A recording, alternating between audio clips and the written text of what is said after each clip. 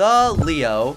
Oh, not this one. This LIO is one of the tankiest bots in the game and is capable of providing incredible support to both you and a teammate, boosting both of your defense and acting as an immovable wall. This is a completely extensive guide on how to build and play your LIO, covering every single aspect, including playstyle, drones, pilot skills, and much more, so you can easily get the most value out of your LIO. Pause. If you're already familiar with how my guides work, then you can go right ahead and skip the intro. But if you are new, then stick around. The intro has very crucial information to how my guides work, and you might get lost and not know what I'm referring to without it. I will only cover the weapon choices that synergize well with LIO at the time of writing this guide, including its signature weapons. But I'll also give general recommendations based on what type of weapon LIO likes best, and if any information is outdated and I haven't got around to making an updated LIO guide yet, just leave a comment and ask. I do try my best to respond to any questions you might have, so don't hesitate to leave one. The gameplay throughout this video will showcase two different LIO. One at Mark II with a low-level pilot, low-level specialization, and a level 4 showdown drone, so it's more accurate to how a free-to-play experience might look.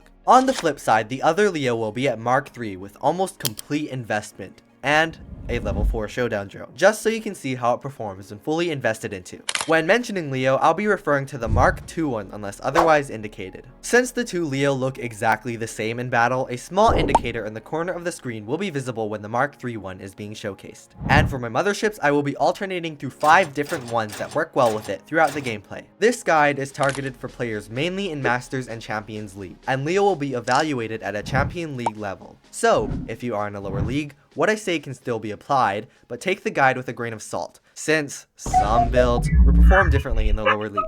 And as always, make sure to see the pinned comment for any updates, extras, and post-video fixes, which can be very important. So I recommend checking it out. But with all of that out of the way, let's fly right into it.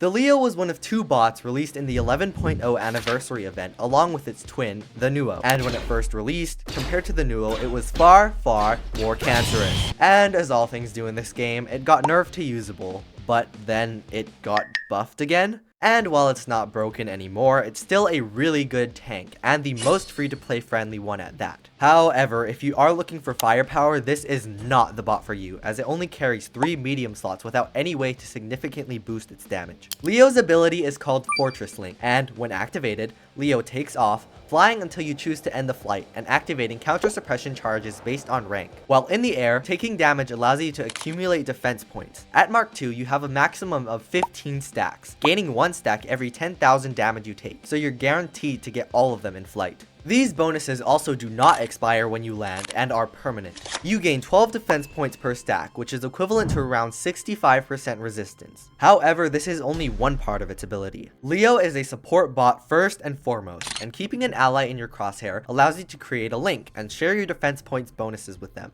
The counter suppression charges are also shared, and the suppression reduces the damage taken by a further 20%, but although it has many charges, they can all be depleted at once by one enemy. The maximum range for the link to activate is 400 meters, and the link will automatically break when you and your linked ally are more than 500 meters apart. The LIO is in the running for one of the top supports in the game, and is the #1 best option for defense, and it's super easy to play. Support robots themselves are an incredibly valuable asset to any team, and I guarantee your team will love you when you play them. LIO has one of the most minimal investment costs in the game, working well at Mark II with a minimally invested pilot and a low-level drone. But is it worth it to invest into LIO? If you enjoy face tanking and a support playstyle, then LIO is absolutely worth the investment. However, if you are short on resources, I would stop at Mark II, and I would be very cautious since they do consider in the danger zone for future rebalances. As for LIO's Mark III, it gains 2 more charges of counter suppression and the ability to now have 25 stacks of armor points rather than 15. This equates to around 120 extra defense points, and I would consider upgrading it to Mark III, especially especially if you really like Leo. The way defense points work is the more you have, the more useless they become. And despite nearly doubling when it's upgraded to Mark III, Leo's resistance only goes from 65 to 75%, and the extra suppression charges are pretty useless. However, despite not huge increases in its abilities, if you look at the difference in pure health the Mark III Leo has, it has around 150,000 more than the Mark II one, which increases your tankiness even further. And I would say that the pure difference in health is worth leveling it into the upper Mark II and Mark III levels. As for how replaceable Leo is, there isn't a single other robot in the game as of now who can transfer the amount of defense points that it does to another ally. So Leo is irreplaceable in that aspect. Its healing is rather weak though, so if pure healing is what you want, then Mender and Demeter are way better in that field.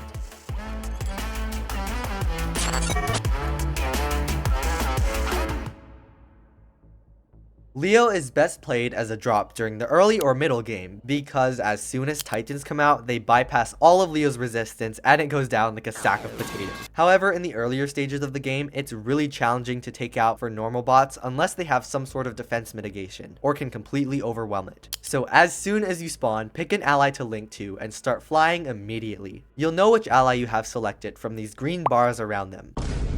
Once you've done that, you're pretty much done. You can fly around and shoot at stuff, and if they shoot back, you and your ally will get your defense points. When you link to someone, it will be shown on screen as a beam connecting to your ally, and if you notice that you are not linked up, land immediately and find something to link to. And when choosing to link to, never ever link up to any robot that has phase shift or phase shift like effects, such as Ravana or Samjock, since that will instantly remove the link. On the other hand, if you see a Nuo or another Leo on the team, it is your #1 priority to link to it, especially if you can get a double link going. The Nuo lacks defense and the Leo lacks offense, and by double linking, you basically make up for both of those stats on both robots. And linking to another Leo provides both Leo with each other's defense boost. Do not overcommit though. Even as tanky as it is, the Leo can still take on too much damage too quickly, especially if you're playing against a mega whale, so you want to stay a bit more on the passive side. Mark III or double linking to another Leo can remedy this somewhat, but I would still choose your battles carefully. As previously mentioned, Leo's capabilities against Titans are almost non-existent, and you really want to be careful of bots and weapons in the early game who can easily bypass its defense systems. Unlike the Fafnir, who flies at a fixed height, the Leo and Nuo don't, and as a result of this, they will just fall down out of the sky randomly, which can be lethal on certain maps, so I wouldn't fly over any places where you can die from falling. A little trick you can do if you want to minimize this, and also be less of a target, is taking off against a wall. By doing this, you remain low to the ground and are essentially a low flyer.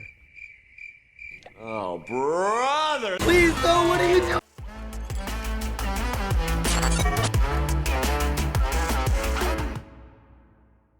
There is only one pilot that specializes in Leo. Walter Trommel provides Leo the ability to heal slowly and gray damage defense. How much healing? Around 3% per second, which is pretty good. And how much gray damage defense? 99%! Yeah, Walter is pretty essential to running Leo. These bonuses are only activated in flight, which is additionally only active during a link, which is why you want to be linked 100% of the time. For pilot skills, Leo has triple health ones, so you want to prioritize those, even with the trade-offs. The next priority is mechanic. 2 module skills and suppressor are the only ones I would really consider after that, and you can choose to run speed skills too, but I would only do so if you're planning to max Leo out and run a full speed build. It doesn't need Depth Survivor since it's always flying anyway, and Foolhardy Quartermaster is only really worth it for bots that you run phase shift on, and the Leo is not one of them. Damage skills are not worth it at all since it's not built for damage, and the defense point skills are completely useless since it gives itself so many defense points already.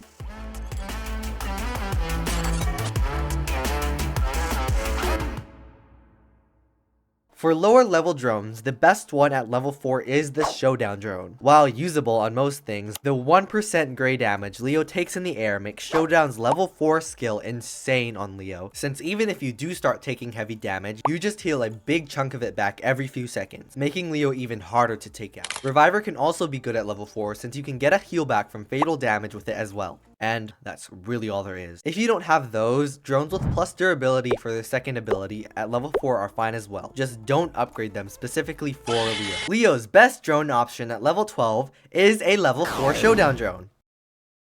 I'm not joking. A very close second is the Aopo drone, which is made for Leo and Nuo. It grants an extra built-in weapon, extra durability in the air, a whopping 14 cleanse stacks, which completely removes your need for Avalon, and an Aegis shield when you do land. Do I recommend that you upgrade a whole drone that was horrifically made so that it only works to its fullest on Leo and Nuo?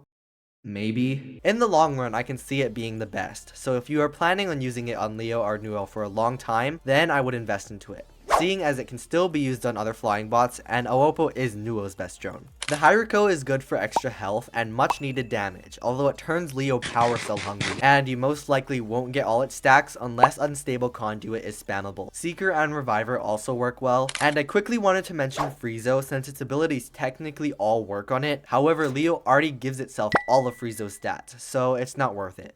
Leo actually has 2 exclusive specializations, Brawler and Support, and it doesn't have the attack specialization. Taking a look at these, they are very similar, but in my opinion, choosing the Support specialization is way better. You get access to the Repair Amp and Last Stand from the Brawler pathway with the option of Accelerator and Cloaking. Leo wants to take damage so that it can build up stacks, so Cloaking is the only not good option here. Instead, I would always pick the Last Stand. And for the first slot, the Accelerator can actually work really well, giving a massive speed boost. But if you do find you are dying too quickly with the Accelerator, then I would switch over to the Repair Amp. And for active modules, Advanced Repair Unit all the way. Normal Repair can work fine too if you're conserving power cells, especially if you are using Showdown. But the one module that I would not use at all, even if it were the only one available, would be Phase Shift. Much like how an ally cuts the link if they use Phase Shift, using Phase Shift yourself also cuts the link, so it's pretty much worthless. And Unstable Conduit usually provides some sort of healing as well, so that option is always good too.